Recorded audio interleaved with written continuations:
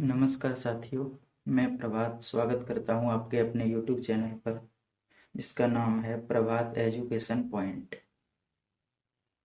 ये बिल्कुल नया चैनल है और इस पर यूपी बोर्ड एनसीईआरटी मैथ की क्लासें चलेंगी कक्षा 12 तक। अभी हम फिलहाल शुरुआत कर रहे हैं, जैसे आपकी डिमांड होगी कोर्स स्टार्ट किया जाएगा।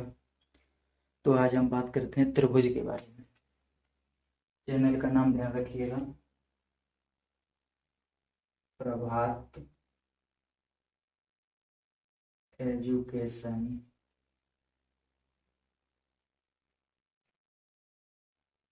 पॉइंट, ये हमारे चैनल का नाम है दोस्तों, प्रभात एजुकेशन पॉइंट।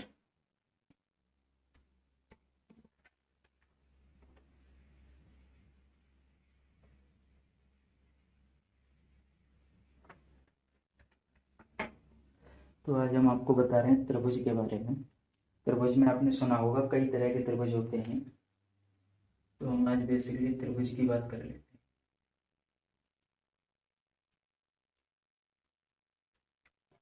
त्रिभुज होता क्या है? त्रिभुज होती है हमारी इस तरह से,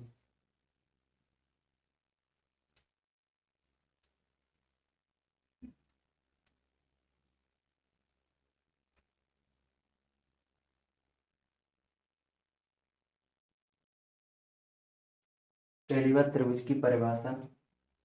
तो त्रिभुज होती है आपकी तीन भुजाओं से घिरी हुई एक बंद आकृति। क्या होती है? तीन भुजाओं से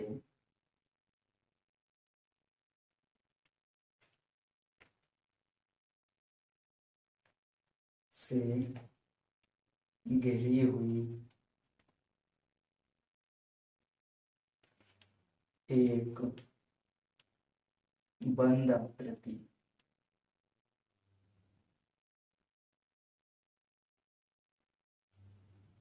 तीन भुजाओं से घिरी हुई एक बंद आकृति होती है।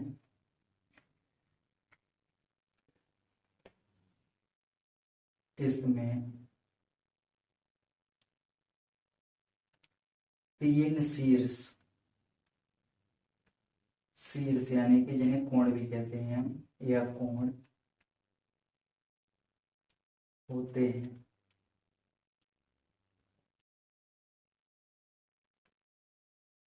ठीक है, इसमें तीन कोण होते हैं। जैसे ये हमारा पहला कोण है ए, पहला शीर्ष है, दूसरा शीर्ष है आपका बी और तीसरा है सी। तो ए बी सी, इसमें तीन शीर्ष हो जाते हैं। कोणों की बात करें तो ये वाला ए कोण, ये बी कोण और ये सी कोण। ये त्रिभुज, ये तीनों कोण जो है त्रिभुज के अंदर होते हैं, इसलिए इनको अंतः कोण भी कहते हैं।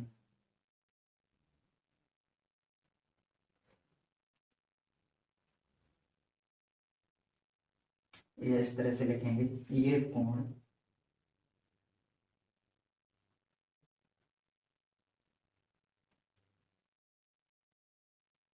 त्रिभुज के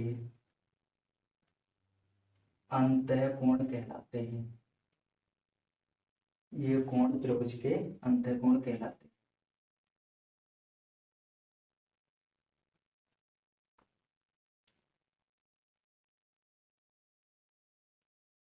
कहलाते हैं।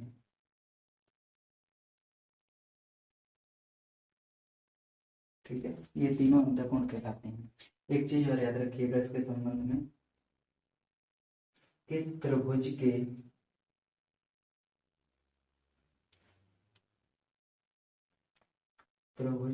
तीनों कोणों का योग,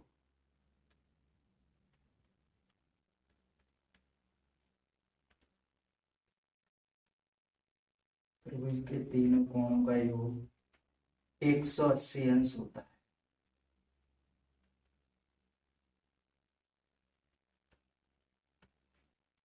त्रिभुज के तीनों कोणों का योग कितना होता है? 180 अंश। यानी कि अगर कोण ए प्लस कोण बी प्लस कोण सी, इन तीनों को हम जोड़ेंगे तो कितना आएगा? 180 अंश।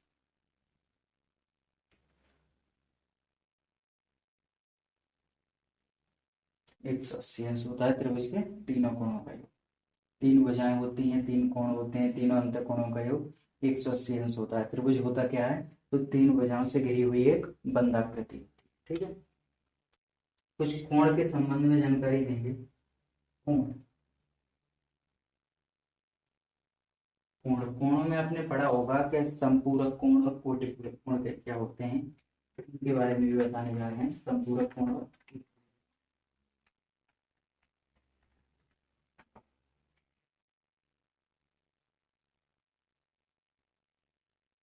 इसमें लिखेंगे यदि, या हेडिंग रखते हैं, पहले हेडिंग डाल के लिख लो संपूरक।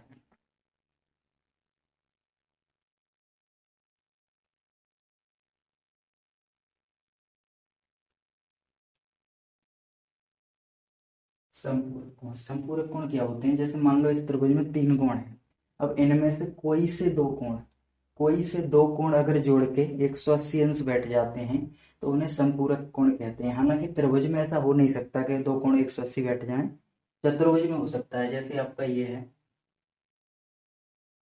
चतुर्भुज, इसमें ये वाला कोण प्लस ये वाला कोण दोनों 180 बैठ गए हमारे, तो ये वाले दोनों मिलके संपूरक कोण कहलाएंगे दोनों कोण। ऐसा नहीं कोई एक संपूरक होगा, दोनों एक दूसरे के संपूरक होंगे, ये वाला इसका संपूरक, ये वाला इसका संपूरक। ठीक है, तो संपूरक कोण क्या होते हैं, जिन दो कोणों का योग, जिन दो कोणों का योग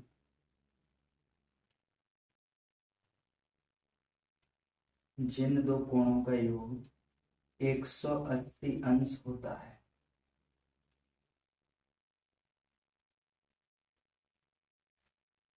उन्हें संपूरक कोण कहते हैं।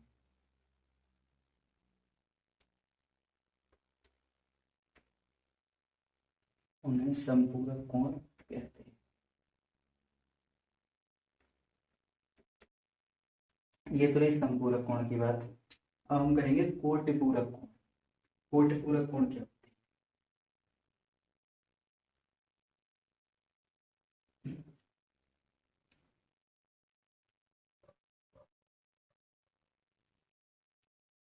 कोटिपूरक कोण। तो कोटिपूरक कोण की बात करें तो ध्यान रखना, कोटिपूरक कोण वे कोण होते हैं कि जिन दो कोणों का योग, इसमें 180 था, इस वाले में 90 होगा, जिन दो कोणों का योग 90 अंश होता है उन्हें कोटिपूरक कोण कहेंगे। जैसे ये तो त्रिभुज में पॉसिबल हो सकता है, मान लो कोई से दो कोण जोड़ के 90 अंश बैठ जाए, अगर इन दोनों का टोटल 90 हो तो ये दोनों कोटिपूरक कहलाएंगे। ये ए कहलाएगा सी का कोटिपूरक, सी कहलाएगा ए का कोटिपूरक। तो कोटिपूरक की बात करें हम, सेम परिभाषा है इसी की तरह, जिन दो कोणों का योग, जिन दो कोणों का योग 90 अंश होता है, जिन दो कोणों का योग 90 अंश होता है उन्हें कोटिपूरक कोण कहते हैं।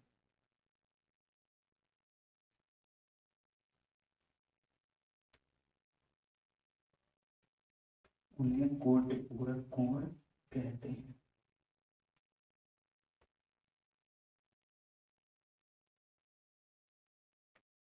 ठीक है, तो जिन दो कोणों का, कोई से दो हो सकते हैं, जरूरी नहीं ए और सी हो, बी सी भी हो सकते हैं, ए और बी भी हो सकते हैं, सी और ए भी, कोई से भी हो सकते हैं दो कोण, उनका योग कितना होगा आपका 90 अंश, तो उन्हें कहेंगे कोटिपूरक कोण। तो इन दोनों कोणों को पूरक भी कहते हैं, पूरक, पूरक कोण।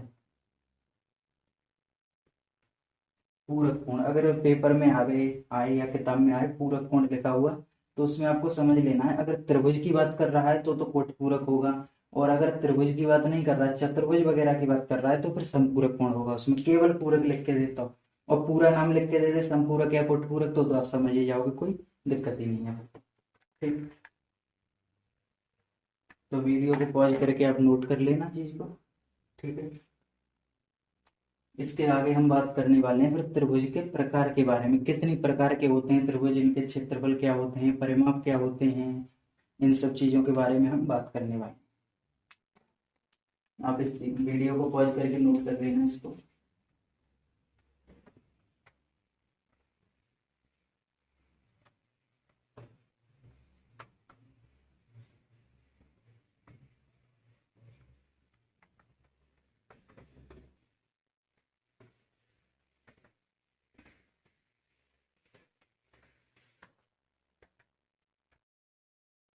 तो त्रिभुज का जनरली दो प्रकार से विभाजन किया जाता है, दो प्रकार से इनका वर्गीकरण किया जाता है। एक तो होता है आपका भुजाओं के आधार,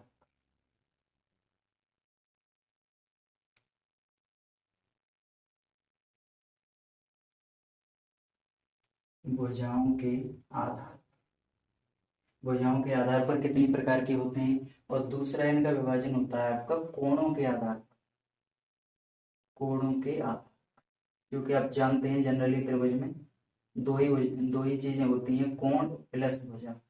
एक हम कोण के आधार पर बांट लेंगे और एक भुजाओं के आधार पर, दोनों आधार पर बांटेंगे तो इनके कुछ टाइप बनेंगे। तो अगर हम भुजाओं की बात करें तो भुजाओं के आधार पर होते हैं आपके तीन प्रकार के, जहाँ पे यहाँ पे नोट कर सकते हैं तीन प्रकार के। और कोणों के आधार पर भी होते हैं आपके तीन प्रकार के। तो भुजाओं के आधार पर कौन कौन से होते हैं। एक होता है समबाहु त्रिभुज,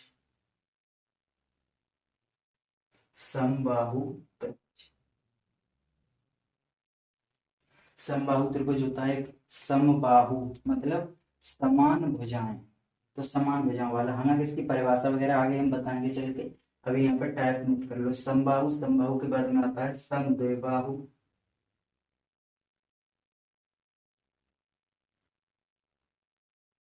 समद्विबाहु त्रिभुज। समद्विबाहु होता है जिसमें त्रिभुज की दो भुजाएं समान होती हैं। समबाहु में सभी भुजाएं समान होती हैं, जैसे तीन भुजा होती हैं, एक 3 सेंटीमीटर की है, दूसरी भी 3 की होगी, तीसरी भी 3 की। समद्विबाहु में क्या होगा, केवल दो बराबर होंगी, एक 4 की है, दूसरी 4 की है, तीसरी अलग होगी उनसे। एक तीसरा टाइप बचता है इसमें विषमबाहु त्रिभुज,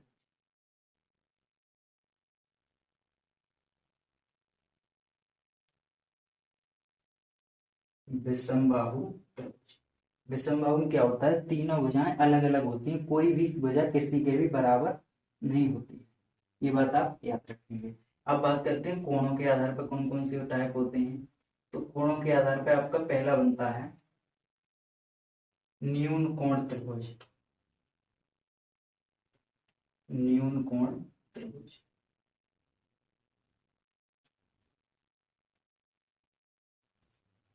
दूसरा होता है आपका समकोण त्रिभुज,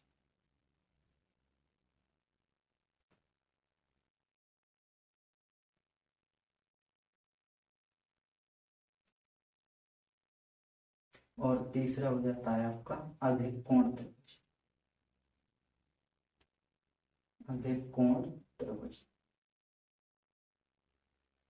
यानी कि न्यून कोण त्रिभुज, समकोण त्रिभुज और अधिक कोण त्रिभुज, ये तीन प्रकार के त्रिभुज होते हैं कोणों के आधार पर, और तीन प्रकार के होते हैं भुजाओं के आधार पर। आप इसमें कंफ्यूज हो रहे होंगे ये क्या नई चीज है, तो इसको हम अभी बताएंगे, कोणों के बारे में भी बताएंगे, ठीक है। तो पहले देखते हैं समबाहु त्रिभुज को, एक तरफ से एक एक को देखते हैं, छह को भी देखेंगे। तो पहले नंबर आता है आपका समबाहु त्रिभुज, समबाहु त्रिभुज।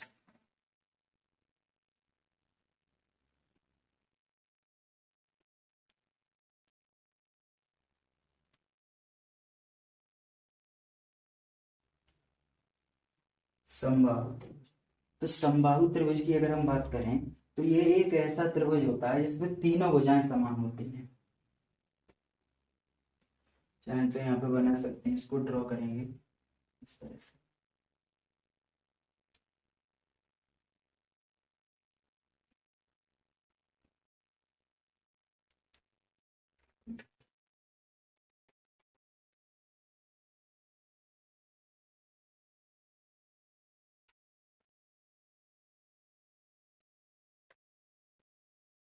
तो मान लेते हैं ये कोई त्रिभुज है, इसकी तीनों भुजाएं समान हैं, अनुमान से बनाएंगे समान मान सकते हैं। अब मान लो ये तीनों भुजाएं इसकी बराबर हैं, ये वाली ये वाली ये वाली, तीनों भुजाएं इसकी बराबर होती हैं, बस इतना ही होता है समबाहु त्रिभुज में।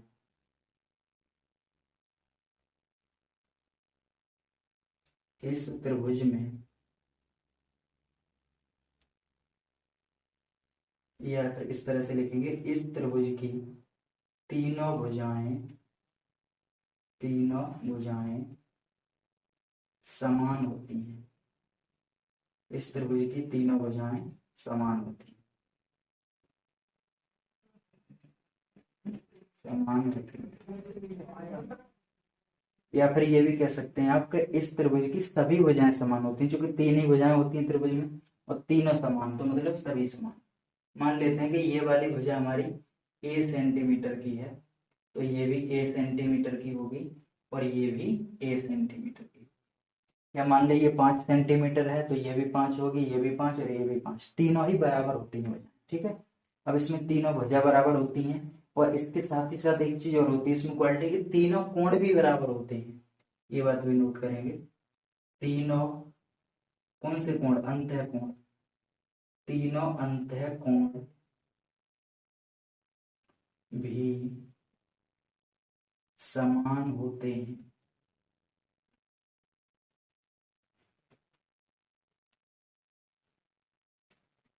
तीनों अंतःकोण भी समान होते हैं, यानी जैसे कोण ए है हमारा, ये वाला, ये कोण बी, ये कोण सी, ये तीनों कोण भी बराबर होंगे। इसमें आपने पढ़ा है पीछे ही कि त्रिभुज के तीनों कोणों का योग कितना होता है, तो त्रिभुज के तीनों कोणों का योग 180 अंश होता है। अब इसमें तीनों अंतःकोण समान हैं और 180 अंश उनका टोटल है, तो कितने 60-60 के बट जाएंगे, 180 बट्टे 3, 3 का भाग लगाएंगे 180 में, 60 अंश। तो कहने का मतलब ये भी बोल सकते हैं कि प्रत्येक कोण इसका 60 अंश का होता है। ठीक है, ये तो आपका समबाहु त्रिभुज हो गया। अब इसके बाद बात करते हैं समद्विबाहु त्रिभुज, दूसरा नंबर वाला, ये वाला समद्विबाहु त्रिभुज।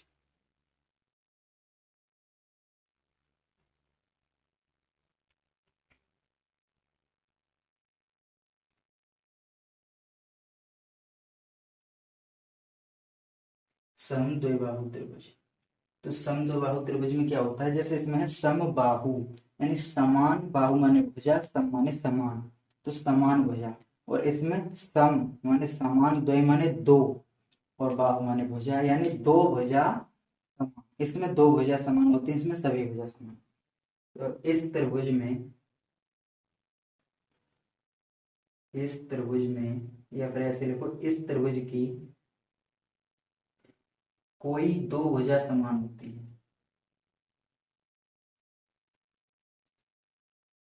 कोई दो भुजाएं समान होती हैं।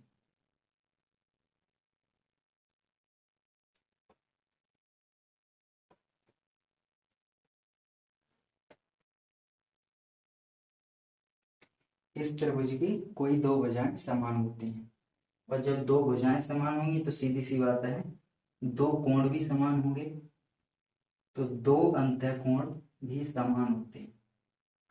अंतःकोण का मतलब हम बता चुके हैं, अंत माने अंदर वाले कोण, वैसे इसके बाहर भी कोण बन सकते हैं। दो अंतःकोण समान होते हैं,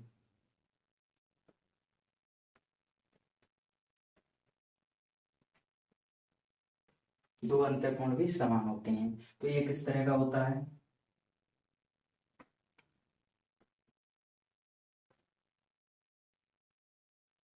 जैसे ये है त्रिभुज आपका, ये ए है, इसका शीर्ष, ये बी है और ये सी, ये समद्विबाहु त्रिभुज है। इसमें देखो ये वाली और ये वाली, ये दो भुजा समान है, कोई सी दो हो सकती है, वैसे जरूरी नहीं ये दोनों, ये वाली भी हो सकती हैं, ये दोनों भी हो सकती हैं, कोई सी दो भुजाएं समान हो सकती हैं।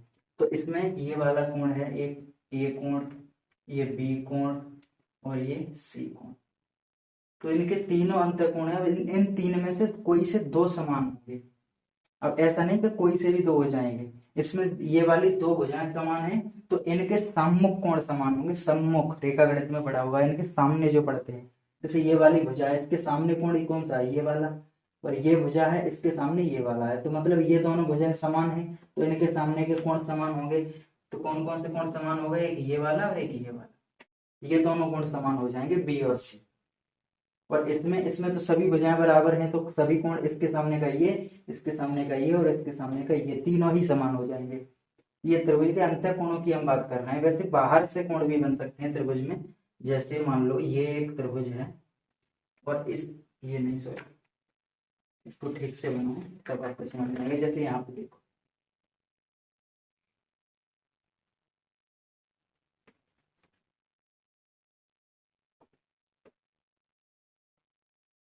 जैसे ये है एक त्रिभुज, अब इसमें तीन अंतः कोण ये वाले हो गए, ये तीन है, ये अंतः कोण कहलाएंगे क्योंकि अंदर की तरफ बन रहे हैं। और यहीं पे ये वाली भुजा अगर हमने आगे बढ़ा दी यहाँ से, तो यहाँ पे भी एक कोण बन जाएगा, ये अंतः कोण नहीं होगा, ये कहलाएगा बाह्य कोण। इसी तरह से मान लो अगर हमने यहाँ पे ये वाली भुजा बढ़ा दी आगे को इस तरह से और यहाँ पे एक कोण बना दिया तो ये भी बाह्य कोण कहलाएगा, बाहर है। इसी प्रकार हम चाहें तो इसको भी बढ़ा सकते हैं, इधर यहाँ पे भी बना सकते हैं, तो ये भी बाह्य कोण होगा। तो अब यहाँ पे जो बात की जा रही है वो सारे अंतः कोणों की बात की जा रही है। ठीक है, बाहर बाहर वाले कोणों से हमें फिलहाल कोई मतलब नहीं। तो आपका समबाहु हो गया, समद्विबाहु हो गया। ठीक है, तो धन्यवाद। इसके आगे हम अगले लेक्चर में